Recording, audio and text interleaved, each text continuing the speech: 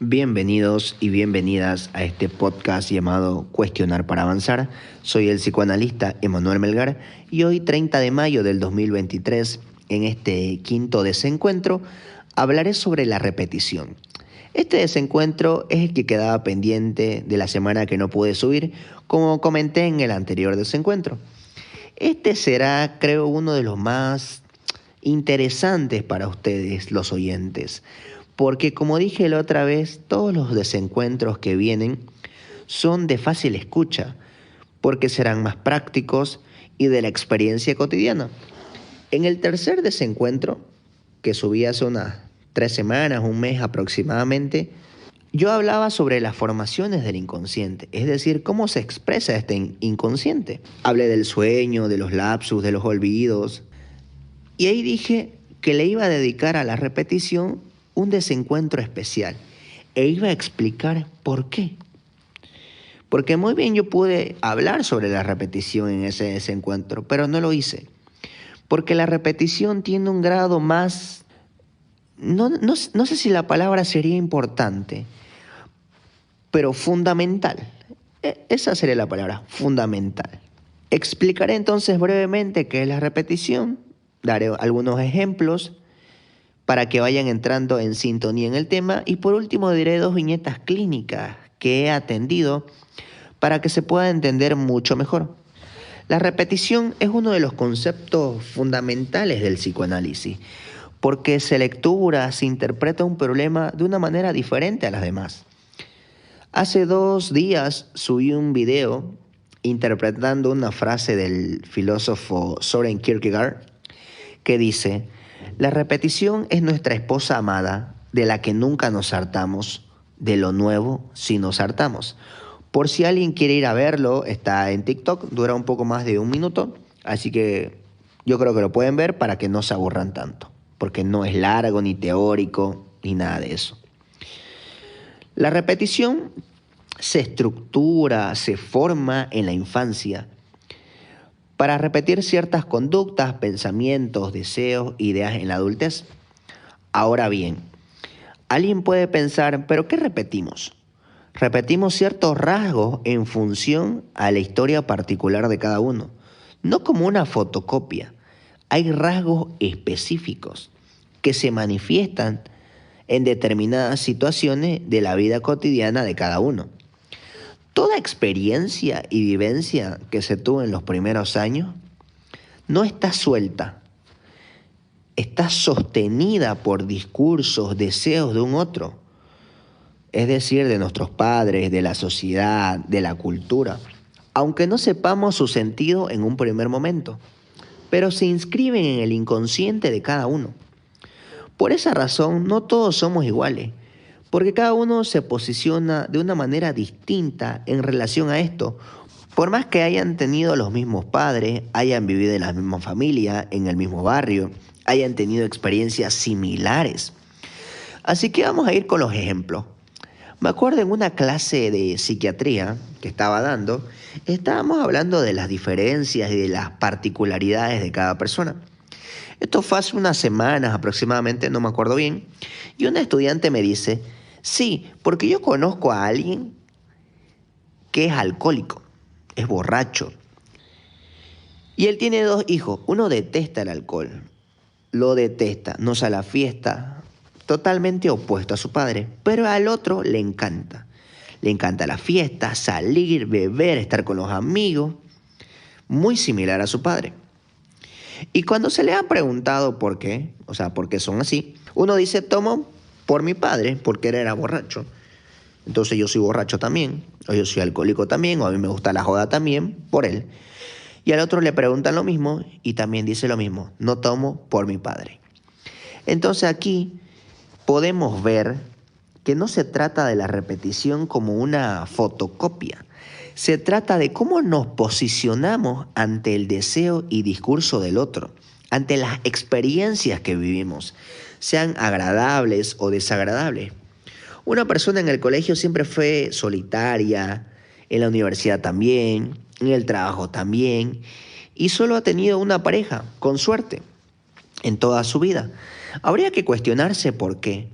Puede ser que esa persona repita el discurso que siempre escuchaba de su abuelo. Las personas son desagradables, son malas. Por eso no hay que juntarse con nadie, porque nadie es de fiar. Esa persona tal vez ni se acuerda de ese discurso, de ese deseo del abuelo, pero sí lo sabe, pero no sabe que lo sabe, porque es inconsciente, pero lo repite en su cotidianidad. Así como he dicho en varios videos o en varias oportunidades, cada uno de ustedes, de los oyentes y las personas en general, nadie sabe su historia. La pueden llegar a describir, pero nadie la sabe. Una señorita tiene pareja estable por mucho tiempo y cuando termina no puede estar soltera. Necesita estar en pareja y se busca a otra persona para estar en pareja y así sucesivamente. Habría que cuestionarse qué repite realmente. ¿Repite lo mismo que hacía su padre al tener una y otra pareja? ¿Eso repite? ¿Repite personas que la maltratan? ¿O qué repite realmente? ¿O repite un duelo inconcluso? Pero no de sus parejas, de la muerte de su madre cuando ella nació. Porque murió en el parto y ella fue la que vivió. Nadie sabe por qué repite lo que repite, por más dolor o sufrimiento que le cause. ¿Por qué digo voy a ir al gimnasio y no lo hago? ¿Por qué lo pospongo? ¿Solo es el gimnasio o siempre dejo las cosas inconclusas, a medias? ¿Por qué dejo todo a medias? ¿Qué hay en esa repetición? ¿Qué muestra esto sobre su deseo en su historia? Hay que cuestionarse, hay que pensar, hay que reflexionar. Algo que es muy poco habitual en esta época sobre todo. En una época de desesperación, de una necesidad de que te digan qué tenés que hacer. Por eso, este lugar propone algo diferente. Este espacio no es un lugar para ser escuchado, como sucede en los demás espacios. Este es un lugar para escucharse, para armar su red, su trama de su historia, saberla, no por conocimiento, es decir, por herramientas, por aprendizaje, por consejos. No me refiero a eso.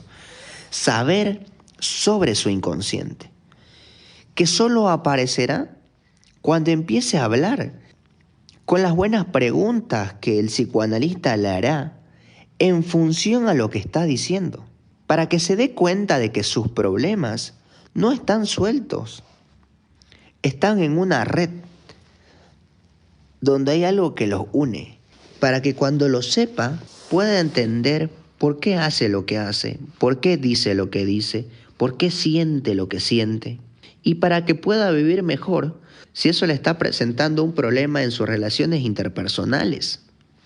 De eso se trata este espacio. Un espacio que no promete que usted no va a sufrir. Un espacio que dice que usted va a vivir mejor. Pero para eso tiene que hablar, cuestionarse, interpretarse sobre su historia.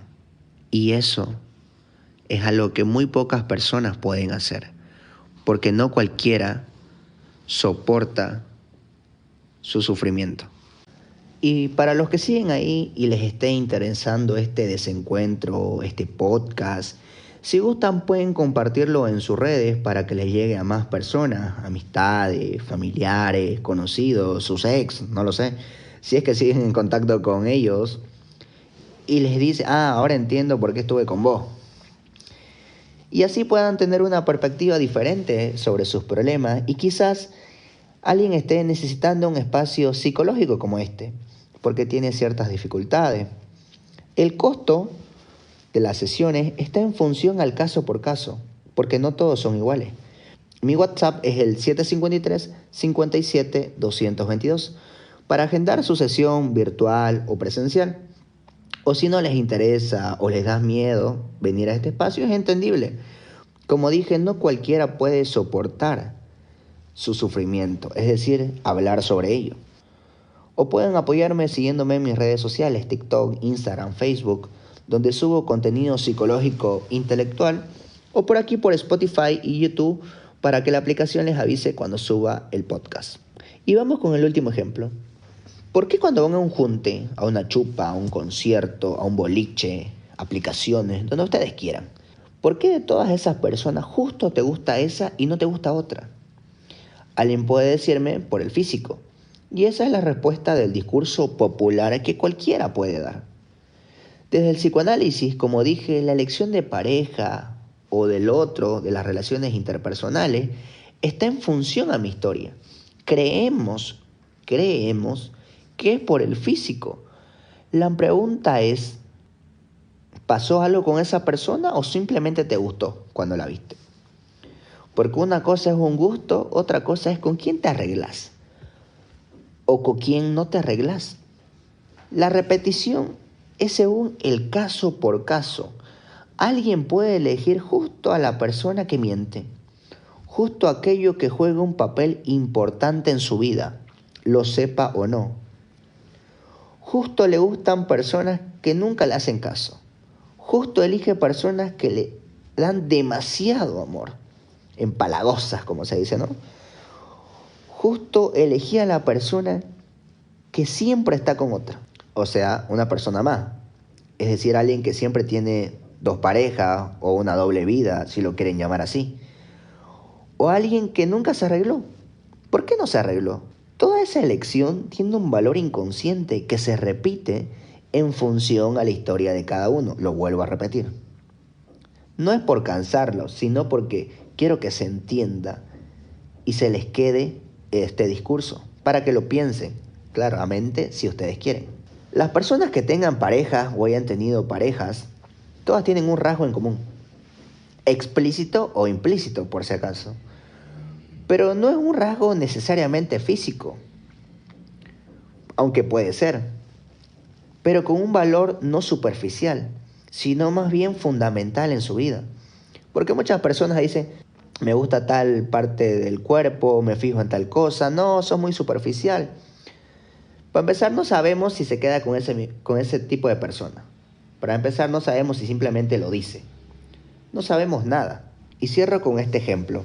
Una mujer le gustan los hombres que tengan los ojos lindos. Solo se fija en eso, muy al margen si ha estado o no con hombres así. Pero resulta que eso que parecería algo superficial tenía un valor simbólico sin que ella lo sepa. Porque los ojos representaban a su padre, a un padre que nunca la vio, porque nunca la reconoció como hija.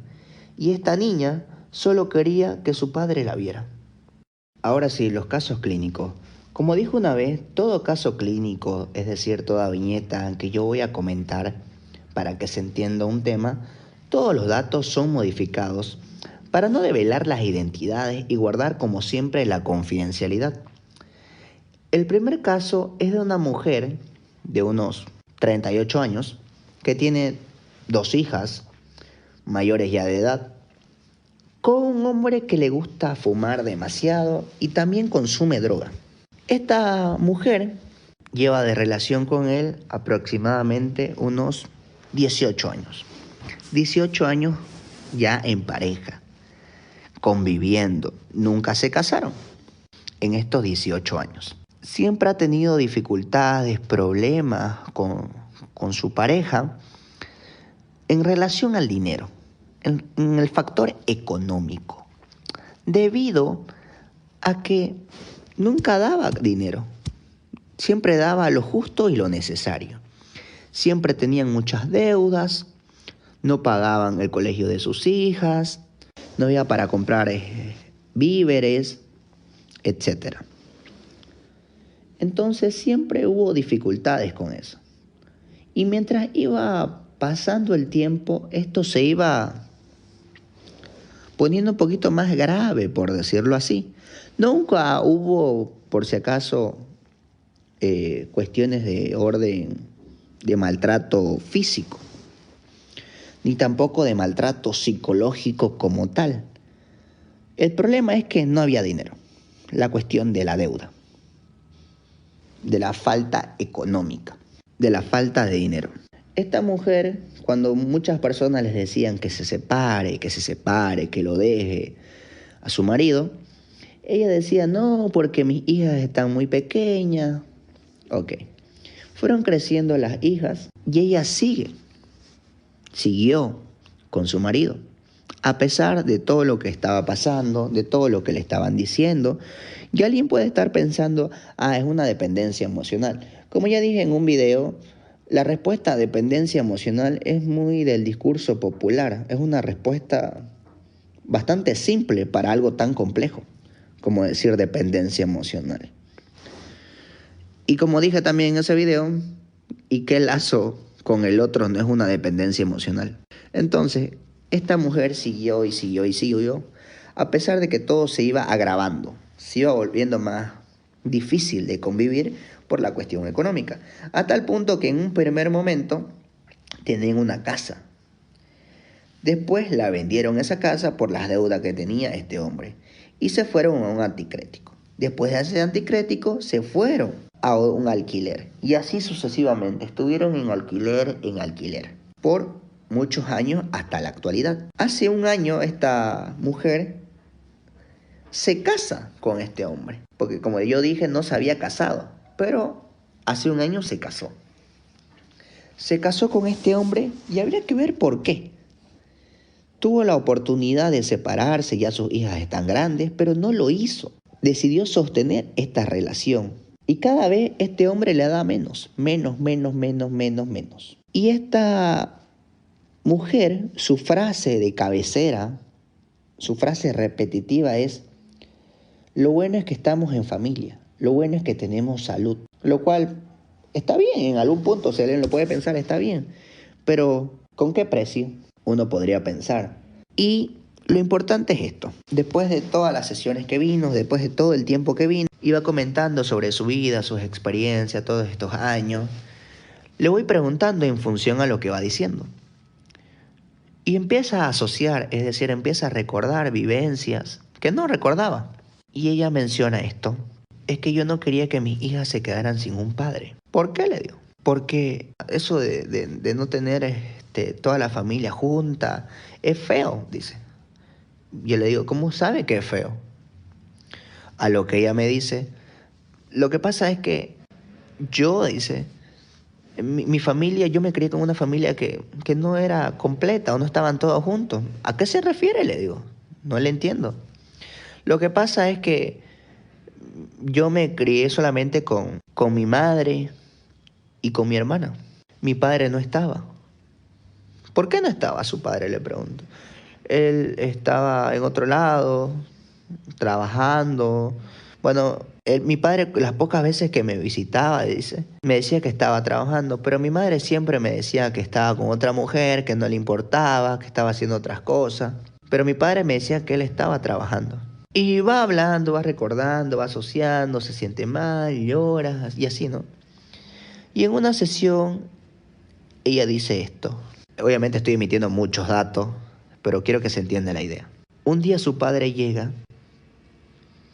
a visitarla a su hija y ella sale corriendo, va y lo abraza, lo ama a su padre, aunque él nunca le hubiera dado nada, aunque él nunca hubiera hecho nada, porque la que hacía todo era su madre, pero aún así lo amaba a su padre, esta hija. Y escuchen bien esto, que es muy importante. Este padre ese día le da un peso, un boliviano.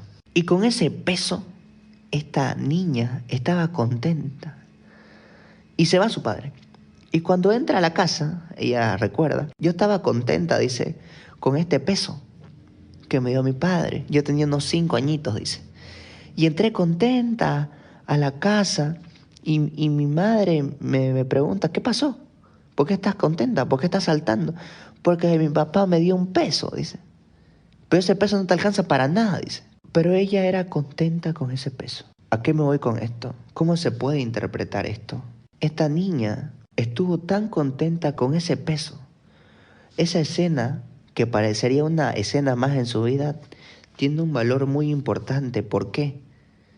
Porque ese peso, ese boliviano, que no era nada para comprar útiles, para el colegio, para comida, que no servía absolutamente para nada, para ella lo era todo. Y esa escena fue tan significativa en su historia, en su vida, que en adulta, en joven, se encuentra a este hombre que no da nada, pero da más que un peso, da más que ese boliviano. Y eso, ¿cuánto que es para ella? Para que sostenga aún así esta relación. Por eso es impresionante la repetición en un sentido tan explícito y a la vez tan implícito en esta mujer, en esta señora. Por eso es que no se puede separar, divorciar de este hombre. Entonces, como pueden ustedes escuchar, ese peso simbolizó tanto para esta niña en su historia,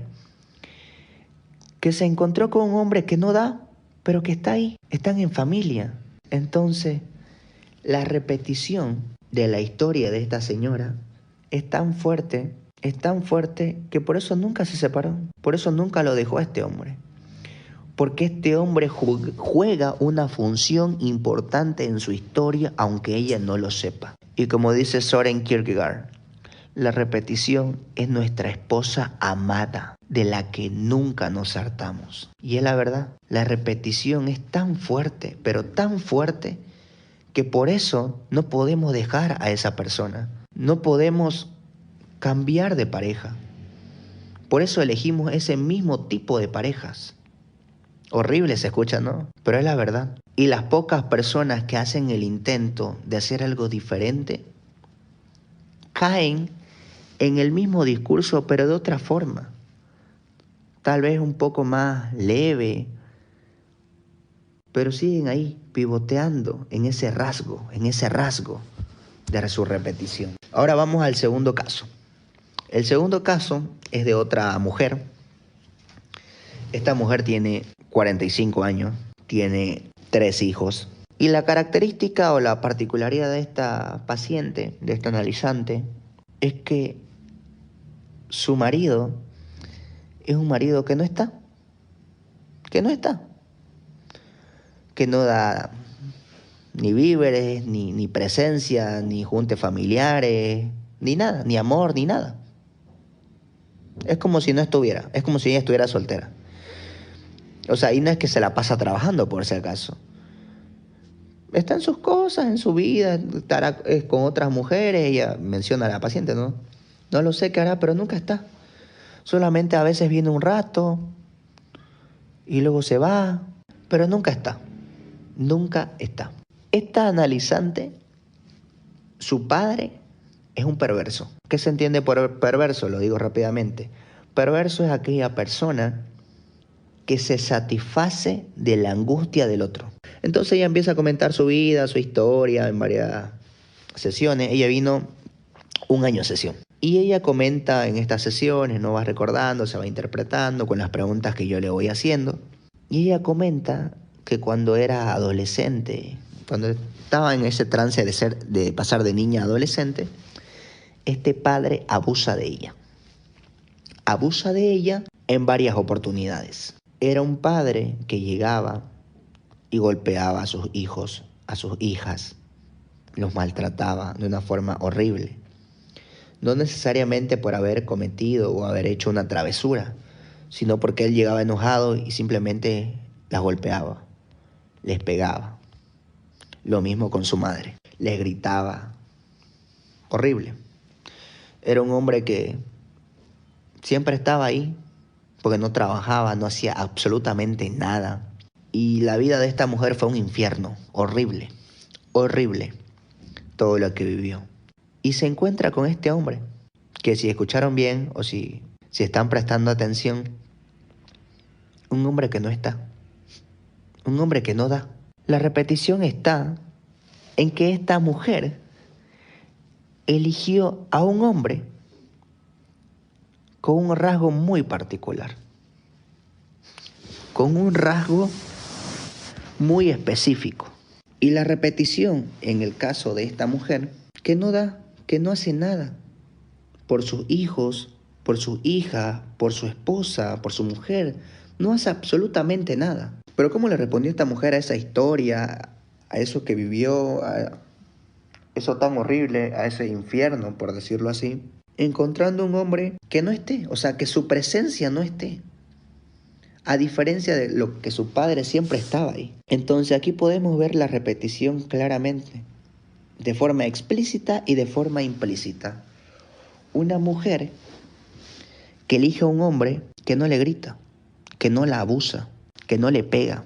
Esa fue su forma de responderle. Cómo se elaboró, cómo se formó en su inconsciente. Esa fue la forma de responderle. Eligiendo un hombre así. Puede sonar feo y horrible, sí, pero fue su mejor intento de respuesta a esto insoportable, el abuso de un padre perverso. Por eso, como dije en todo este desencuentro, la repetición está ahí, lo sepamos o no, pero está ahí. Esta mujer, por si acaso, ya no está con este hombre. Mencioné estos dos casos porque me parecieron los más entendibles para entender la repetición. Entenderla no como una fotocopia, como dije al principio, sino como el lazo con el deseo en función a la historia de cada uno. Espero que les haya sido de su agrado estos dos casos, este desencuentro, hayan podido entender algo diferente o verlo de otra manera. Así que nos vemos en el siguiente desencuentro y para las personas que se animen, como siempre digo, los espero en mi consultorio.